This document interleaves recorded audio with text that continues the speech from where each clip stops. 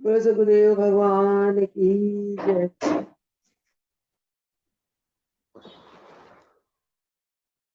योग योगेश्वर महापु रामलाल जी, योग मार्तंड मुल्केश्वर भगवान, हम सभी के प्राणाधार सतगुरु स्वामी देवधर महाराज जी के श्री श्री चरण कमलों में हम सभी बच्चों का साष्टांग दंडवत प्रणाम स्वीकार को।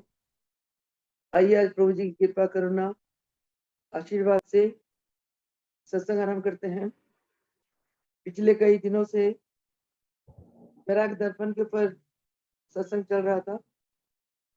आइए पिछले जो सत्संग चला, पिछले सत्संग में जब महाराज जी ने हमें ज्ञान दिया वैराग्य के बारे में, आगे बढ़ते हैं। कहते हैं पीत रोम सब हो गए, सूखी गई सब दे, प्याला वह मुख न रहा, उड़ने लागी खेत। जन्म से लेकर मृत्यु तक महाराज जी ने प्रत्येक जीव के 4 अवस्थाओं का वर्णन किया। आज के सत्संग में वृद्ध अवस्था जो आखिरी अवस्था है, उस अवस्था का प्रभु जी वर्णन करें। वृद्ध अवस्था में सारा शरीर पीला पड़ जाता है, शरीर सूख जाता है, चेहरे की चमक उड़ जाती है और जीव बहुत गमगीन रहने लगता है।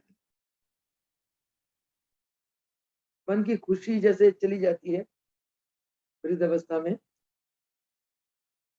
दयाला इंद्रिय सब तकी, तनु पौरुष वह छीन, आशा तृष्णा ना घटी, सहज वचन भेदीन। कहते बुढ़ापे में सारी इंद्रियां आपको त्याग देती हैं, यानी कि आंख, कान, नाक, गला, सभी इंद्रियां धीरे धीरे अपने कार्यों को छोड़ने लगती है। इंसान के अंदर पौरुष तत्व भी खत्म होने लगता है। परंतु हैरानी की बात यह है कि आशा और तृष्णा कभी घटती नहीं। चाहे जीव कितना ही वृद्ध हो जाए, उसकी आशा तृष्णा बनी रहती है। 4 अवस्था खो गई, लियो ना हरि का नाम। जीव जन्म से लेकर मरण तक 4 अवस्थाओं से गुजरता है। आखिरी अवस्था जब पहुंचता है, तब महाराज जी फरमाते कि जीव को सोचना चाहिए कि सारा जीवन बुरा गुजार दिया, 4 अवस्थाएं चली गई, परंतु फिर भी हरि का नाम नहीं लिया। तनु छूटे यम कुटी है, पापी यम की गाँव। शरीर जब छूटता है तो यमराज जीवात्मा को ले जाता है और उसके कर्मों के अनुसार उसे कष्ट देता है।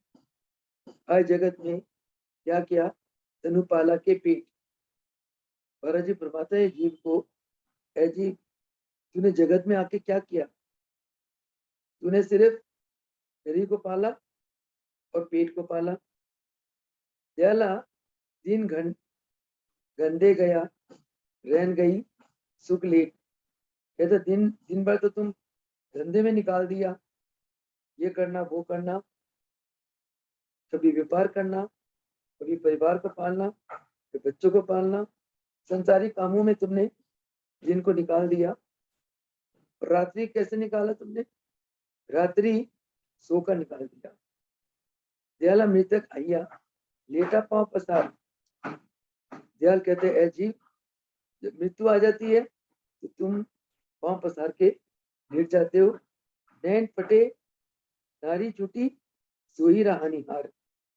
कहते तुम्हारी आंखें बंद हो जाती है, तुम्हारा परिवार, तुम्हारी पत्नी भी, बच्चे सब तुम्हारे आंखों के आगे से ओझल हो जाते हैं। पीत सर का बाई गिर आया, बाई सरक कब और बस आया।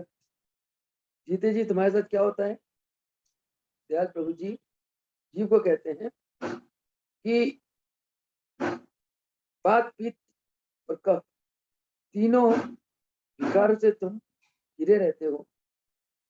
कभी पीत भर गया तो पीत के कारण तरह तरह के रोग आ जाते हैं, ब्लड प्रेशर हाई हो जाता है, एसिडिटी बढ़ने से पेट के रोग आ जाते हैं, दिमाग में परेशानी आ जाती है, जोड़ों का दर्द हो जाता है, गठिया हो जाता है। पित्त जब ठीक हो गया, वायु आ गई। ऐसे बहुत रोग हो जाते हैं। गठिया भी वायु का रोग है। वायु चला कब जोर बसाया, वायु चली जाती है तो शरीर में क्या आ जाता है, कब, यानी कि वात पित्त कफ तीनों का इम्बैलेंसिंग चलता रहता है।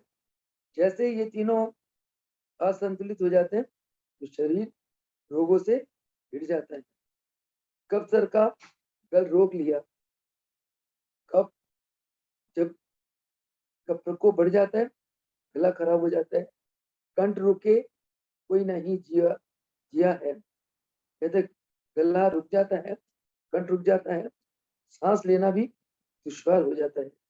गुटर गुटर जब करने लगा, चेतनता सब तनु का भागा। आप अंदर ही परेशान होते रहते हो और तुम्हारे शरीर की चेतनता भी खत्म होने लगती है। यानी कि जिस चेतना के साथ तुमने भगवान का भजन करना था, वो चेतना भी धीरे धीरे चली जाती है। नाते गिर गिर सभी आए, तुम्हारे पोते पति सब तुम्हारे आगे आने लगते हैं, पोते अपने नहीं जनाए, और ऊपर से तुम्हें एक बनावटी तुम्हारे प्रति प्यार या स्नेह दिखाते हैं। अंदर से तो सभी जितने संबंधी होते हैं, रिश्तेदार होते हैं, सभी स्वार्थ के पीछे होते हैं। स्वार्थ के कारण ही वो तुमसे प्रीत करते हैं। जब तुम्हारी ये दयाल प्रभु जी कहते जीव को, तुम्हारी जब ये जर्जर अवस्था हो जाती है, सब केवल फॉर्मेलिटी के तौर पे, दिखाव के तौर पे तुम्हारे पास आते हैं और तुमसे झूठा प्रेम करते हैं। आखिर में जल भर भर लावे, आपस में सब ने दिखावे, ऊपर से झूठे आंसू दिखाते हैं। ये तो एक संसार की रीत है। भरत जी ने प्रवचन में बार बार फरमाया, सूर्य नर मुनि जाने ये रीति, स्वार्थ स्वार्थ लाख करे सब प्रीति। कोई भी हो, सतगुरु भगवान के अलावा संसार में सभी अगर आपसे प्रीत करते हैं, केवल स्वार्थ के कारण करते हैं। हाय हाय कोई करी बोले, कोई ढूंढर औषध डोले। लोग ऊपर ऊपर से दिखावा करते हैं, हाय हाय करते पूछते हैं, झूठा नहीं दिखाते हुए तुम्हें क्या हो गया, तुम क्यों कष्ट में हो। और कोई कोई तुम्हारे इलाज के लिए औषधि लेने चला जाता है। कोई कहे कुछ दर्द बताओ, धरा धका कुछ कर्ज बताओ। तो कहते हैं, कोई कहे, कोई किसके पास जाता है कि कोई इलाज बताओ, कोई भोजन के संबंधी बताओ। यानी कि कहने का भाई ये संसार के लोग जब तुम्हें कष्ट आता है, सब ऊपर का दिखावा व्यवहार तुम्हारे साथ करते हैं। बाको सुधी नहीं अपने तन की, जम किंकर मारत है इनकी। परंतु जीव जब कष्ट में पड़ा रहता है, उसे अपनी तन की सुधी नहीं रहती। इतना कष्ट वो पीड़ित रहता है, अपने लिए कुछ नहीं कर पाता। और उस समय जम किंकर सभी आ जाते तुम्हें कष्ट पहुंचाने के लिए। जम की सूरत देखी कर सुधी बुद्धि गई नशाए।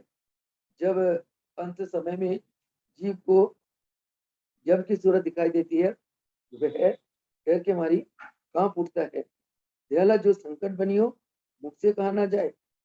उस समय दयाल प्रभु जी कहते हैं, ए जीव, तो तुम्हारे साथ संकट घड़ी आती है, वो मुख से बढ़ी ना जाए। कहते हैं, जो इंसान सारा जीवन पाप कर्मों के साथ गुजारता है, भगवान की भक्ति नहीं करता, पूजा पाठ नहीं करता, सत्कर्म नहीं करता, निष्काम कर्म नहीं करता, ऐसा जीव जब अपना शरीर तन को छोड़ने लगता है, उस समय कहते हैं सैकड़ों भिक्षु से डंक मारते हैं, अड़ते हैं, बड़ा कष्ट के साथ वह प्राण छोड़ता है। क्योंकि वह सारा जीवन तो भक्ति नहीं किया होता, अंत समय में भी मोह माया से सताती है, ना वो परमात्मा का नाम लेता है। तो ऐसे संकट के घड़ी को उससे सामना करना पड़ता है। दयाला कहते हैं, ए जीव, तू अभी भी होश कर ले। यानी कि ये हाल तेरा होता है। मनुष्य तन एक अनमोल माना गया, देव दुर्लभ माना गया। देवलोभ इसलिए कि देवी देवता भी इस धन को पाने के लिए तरसते हैं। क्यों?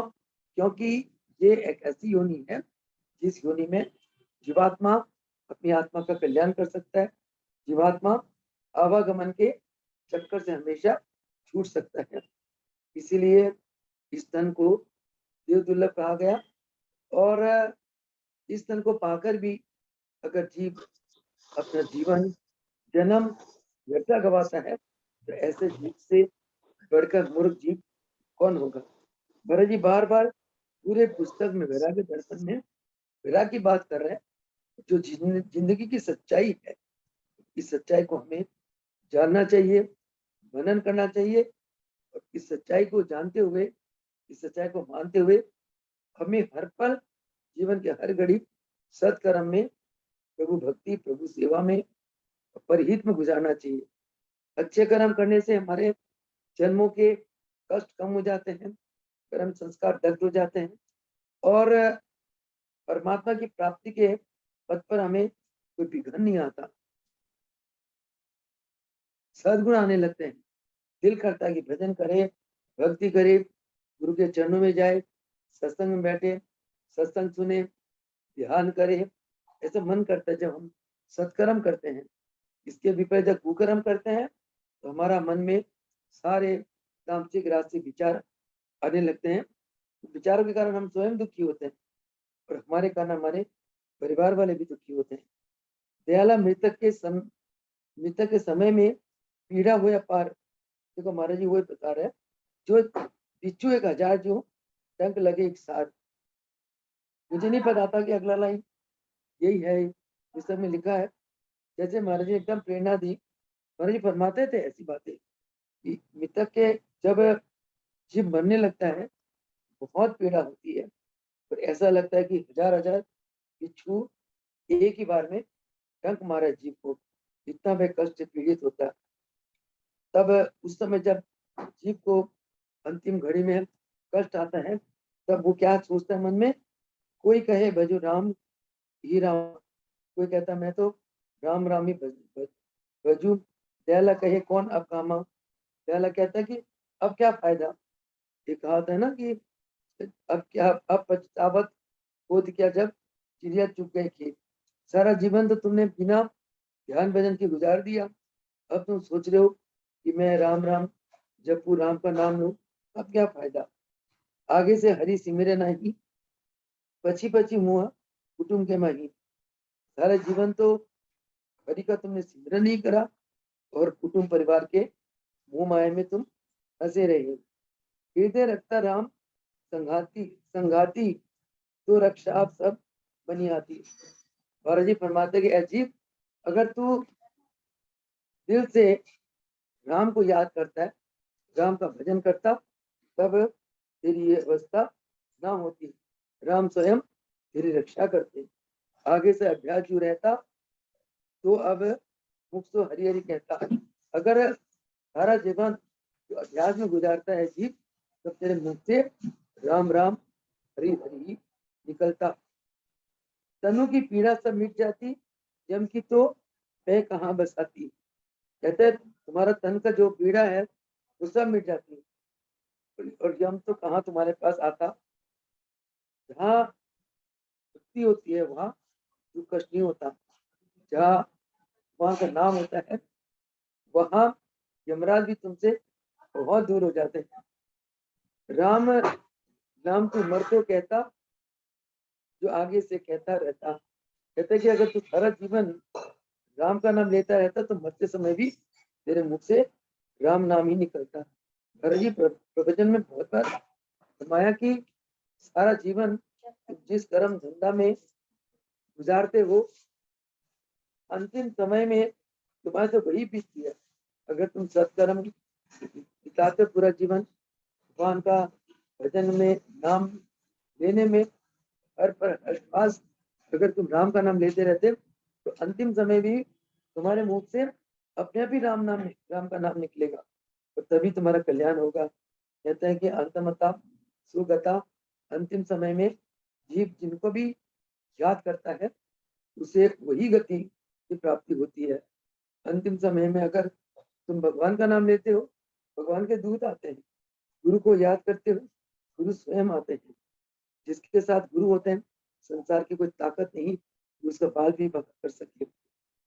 तय मन दिया कुटुंब के साथ था, वो बेटा घर बाहर ना था। कहते तूने तो क्या करा, सारा जीवन कुटुंब के साथ ही गुजार दिया, कभी घर बैठा उनके साथ, कभी बाहर घूमा, यानी कि उनके साथ ही तूने सारा जीवन को बिता दिया, भगवान का नाम तो लिया नहीं।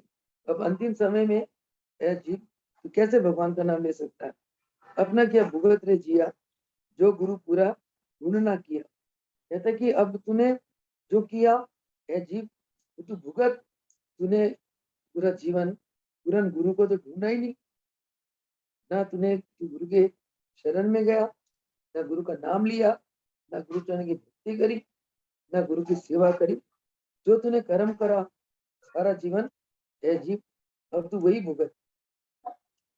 आगे दुआ है, इस दुए के साथ आज का सत्संग को समाप्त करेंगे।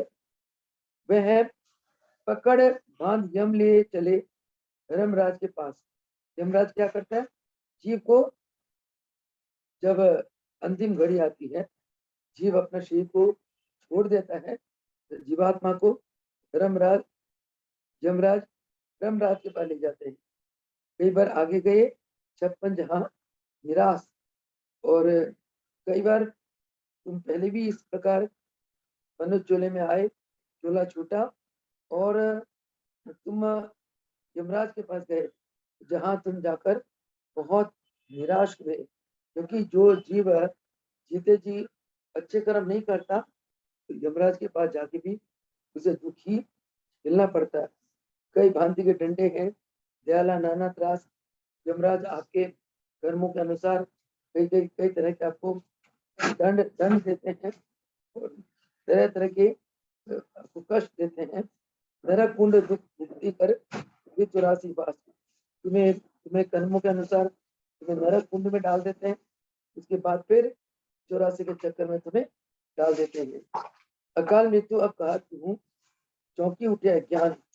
कहते अब तुम्हें दयाल प्रभु जी कहते हैं, ए जीव अब तुम्हें अकाल मृत्यु के बारे में बताता हूँ, जिस ज्ञान को पाकर तुम एकदम चौंक उठोगे। समझेगा कोई साधु जन के कोई विद्वान। कहते इसको तो कोई साधु या विद्वान भी जान सकता है कि अकाल मृत्यु का फल क्या होता है, अकाल मृत्यु का नतीजा क्या होता है। जगत विषय की वासना हरिशो नाही है। कहते जो जीव जगत विषय की वासना में निकालता है और हरि से प्रीत नहीं करता, अकाल मृत्यु कोई मरे निश्चय होए परे। तो वह अकाल मृत्यु को प्राप्त करता है और वह प्रेत योनि में जाता है। जो जिसकी अकाल मृत्यु होती है, उसे उसकी गति नहीं होती, प्रेत योनि में चला जाता है। प्रेत योनि में जाके वह भटकता है, बहुत कष्ट पाता है। चारी पहर का तेल भरी राखे दीवा बाल, तेल निबट जा बाती बुझे दयाला पूरा काल। कहते चारी पहर का तेल भरी राखे दीवा बाल, कहते चारों प्रहर वह उसको तेल में रखा जाता है और उबाला जाता है, और उसके बाद पूरा समय उसे कष्ट दिया जाता है। जैसे मनुष्य के भाई सु के पतंग कर दे। कहते किसी को दोबारा मनुष्य की योनि मिल जाती है, किसी को कीट की योनि मिल जाती है, किसी को पतंग की योनि मिल जाती है। तेल रहे लोही तुझे अकाल मृत्यु ये है, अकाल मृत्यु है ये। कहते हैं कि जैसे पतंग तेल के ऊपर उसमें क्या नाम है, जोत के पास जाकर भरकर तेल में जला जाता है, इस प्रकार उसके बाद लोई भी बुझ जाती है। वही दिशा अकाल मृत्यु में होती है, यानी कि जिसकी अकाल मृत्यु होती है उसे जिस प्रकार पतंगा उसमें कहते हैं क्षमा के प्रति आकर्षित होकर क्षमा में गिर के चलकर तेल में चली जाती है, बाद में क्षमा भी बुझ जाती है। इस प्रकार वो जीव जिसके कर्म संस्कार बुरे होते हैं, तेल में डालकर जलकर बिल्कुल सूखे राख हो जाते हैं। ऐसी दशा होती है अकाल मृत्यु की। तो इसीलिए अकाल मृत्यु से बचने के लिए है जीव नित पति गुरु के शरण में जा, श्री का नाम ले, भजन कर, पाप कर्मों से बच, सत्कर्म कर, सत की कमाई कर और जितना हो सके भगवान की भक्ति के साथ साथ निष्काम कर्म कर। बुरा बालक के वो तरुणा, अकाल मृत्यु एक काल ही मरना।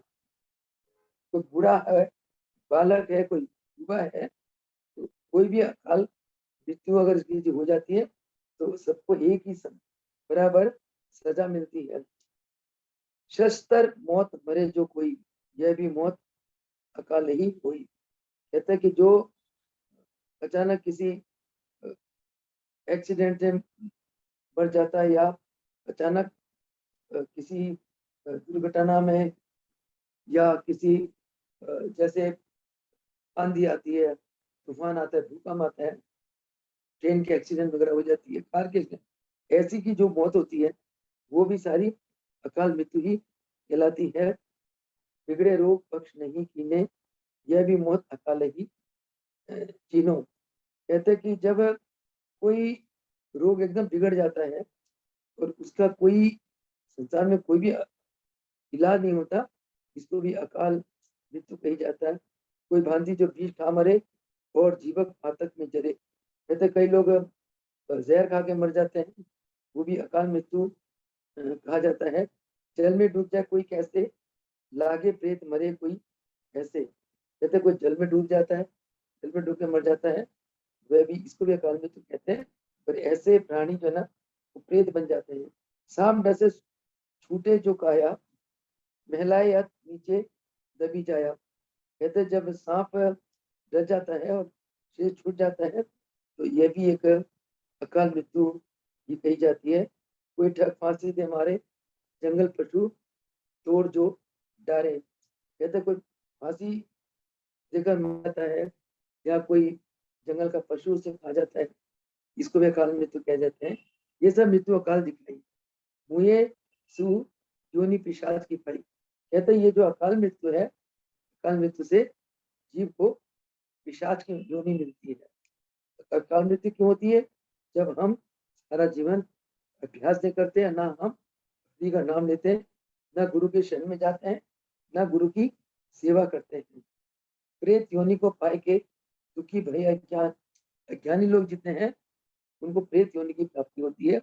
ऐसे अज्ञानी प्रेत योनि में जाकर बहुत दुखी होते हैं। आप दुखी दूध देखें उठ गए सब पहचान, और स्वयं दुखी होते हुए सबको दुख ही देते हैं। चौपाई है, पेट बड़ा मूर्ख सुई समाना। ये पेट जो है ना भूख प्यास में वीर दीवाना। कहते ऐसी ऐसी आत्मा इनका पेट बड़ा होता है, भूख सुई की तरह होता है, भूख प्यास में ये बहुत तड़पते रहते हैं। भटकत फिरे डोर नहीं पावे, लगता फिरे जुतिया खावे। हाँ जी, कहते ऐसा जीव भटकता रहता है, जगह जगह जुतियां खाता है, पर कहीं उसको ठोर नहीं मिलती, बहुत कष्ट पाता है। वासा लहे कुचिल ठिकाना आ कुचिल, कुचिल ही बाना। कहते हैं ऐसा बहुत नीच स्थान पे उसको ठिकाना मिलता है और नीच स्थान पे ही अपना जीवन निकालता है। पाप करे हरि को बिसरावे, दयाल कहे सो यह गति पावे। कहते जो दयाला फरमाते हैं, यह जीव जो हरि को बिसरा जाता है, बिसरा देता है, हरि को भूल जाता है, वह जीव पाप करता है और ऐसे जीव को इस प्रकार की गति मिलती है। और इन्हीं वचनों के साथ आज का ये सत्संग को समाप्त करते हैं। तो सारे सत्संग का एक ही भाव हुआ कि जिस भाव को जानकर हमारे अंदर विराग आता है। विराग क्या? कि संसार के विषय भोगों से हमारा मन उपराम होता है। संसार के सारे सुख होते हुए भी, विषय भोग होते हुए भी, जब मन इनसे उपराम हो जाता है, वही मन को विराग पूर्ण मन कहते हैं। और वही मन भगवान के भजन में लगता है, भगवान की भक्ति करता है। आप देखो कलयुग में जितने बड़े बड़े भक्त हुए, प्रहलाद हुए, मीराबाई हुए, संत कबीर हुए, गुरु नानक देव जी हुए, और भी जितने भी सूरदास जी हुए, जितने भी महान भक्त हुए, सबके आप जीवन गाथा को पढ़ो, सबके जीवन में यही हम पाते हैं कि सबने संसार के विषय भोगों को त्याग करके वैरागपूर्ण जीवन जीते हुए केवल भजन किया, केवल हरि का नाम लिया, तभी इन महान भगत आत्माओं का कल्याण हुआ।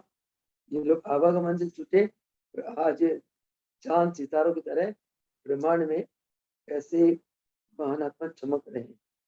और ऐसे महान आत्मा जब भक्त की पुकार सुनते हैं, भक्त की रक्षा के लिए नर चोला धारण करते हैं। नर चोला धारण करके संसारिक दुखी आत्माओं को दिखाते हैं। जैसे हमारे योग योगेश्वर महाप्रभु रामलाल जी स्वयं आनंद कलाओं के मालिक होते हुए, ब्रह्मांड नायक होते हुए, पूरे संसार के संचालक होते हुए और सृष्टिकर्ता, संहारता, पालककर्ता होते भी उन्होंने नर चोला लिया, गुरु रूप में आए और हम सबको एक सुंदर योग का राह दिखा दिया। योग का राह का मतलब अपने आत्मा को, अपने चित्तवृत्तियों को योग युक्त करते हुए परमात्मा की प्राप्ति के और आगे बढ़ना।